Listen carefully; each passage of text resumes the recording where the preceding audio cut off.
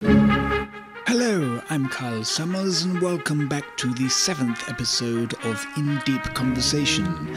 We welcome back our resident guest, the right awkward William Pilkington Smythe, and this program he's going to be talking about inflation simplified. Yes. Thank you, Summers. Yes. We live in a financial world of automatic devaluation of currency. That is to say, everything you can think of increases in price, while everybody is worse off simply due to the value of currency decreasing week by week. For instance, what you bought last week for £1, you cannot buy next week because your pound has been devalued, simply because the price of the goods has risen. For instance, a 1p increase per litre of fuel means it costs you more to travel, and an increase with absolutely everything that is transported by road, land, air, and sea.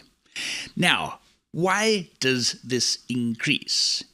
It is simply because greedy, fat oil sheikhs who print their own money by controlling the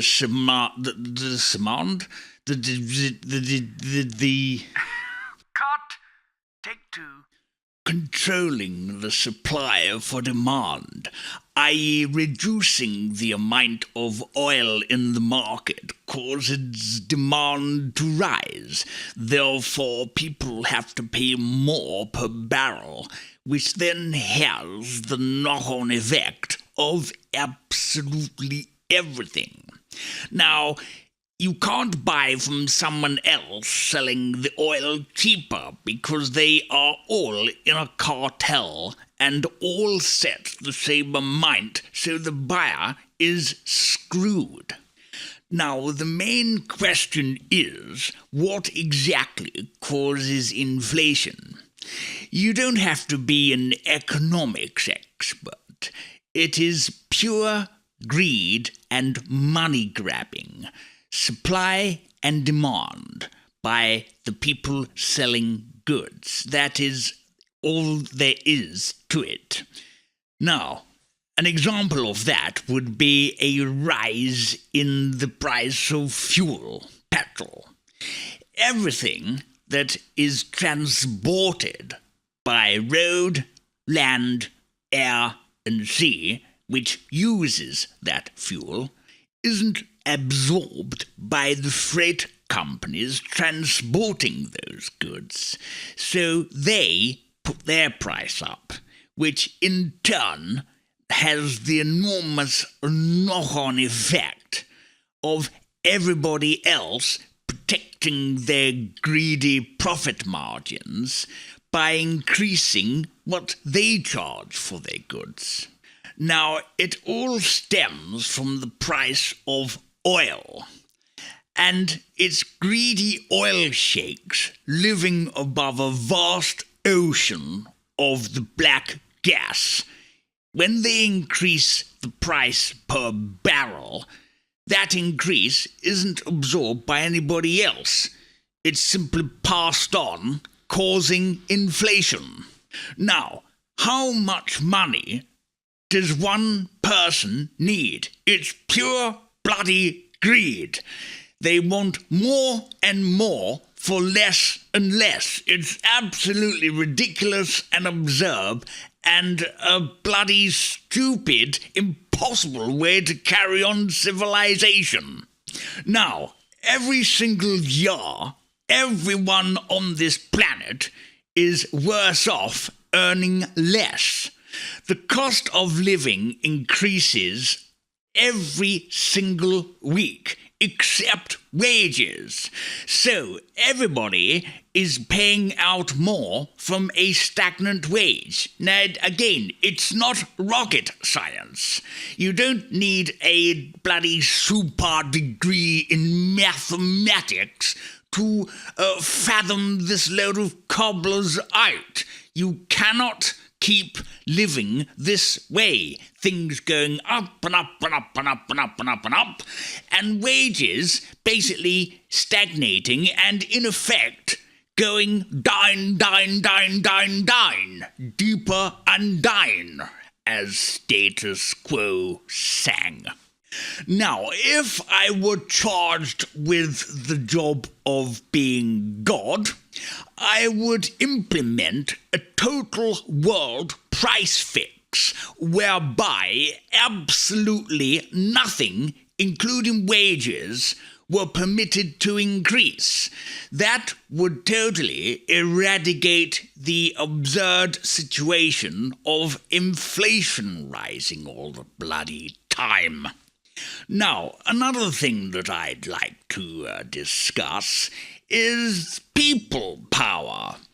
Now, I'm sure we know at least one person, probably including ourselves, in fact, that we are always griping about rising costs or these outrageously large companies, i.e. Amazon, who hoover the money out of society and then it vanishes mysteriously into thin air. Now, we are talking billions and billions of pounds being... Where does it end up? It's just gone. They employ the best accountants and tax lawyers available in the universe to simply make all these billions disappear into a puff of smoke. So they don't pay hardly any tax. It's just damn right ridiculous, ludicrous, and wrong! Now, there is a simple solution to fighting back like the small person, David against Goliath. Where was I? Bloody forgotten now. Cut. Take 3. Yes. The solution to this would be if there was a substantial boycott for long enough, a company would cease to exist, no matter how large or wealthy. Now, of course, the wealthier companies, such as Amazon, would be able to exist for a little longer, but no matter how large or wealthy, they could not ride out the storm indefinitely. But at the end of the day, you cannot lay the blame on these large companies. They haven't done it purely by their own, on their own. Let's do that again. Take 4.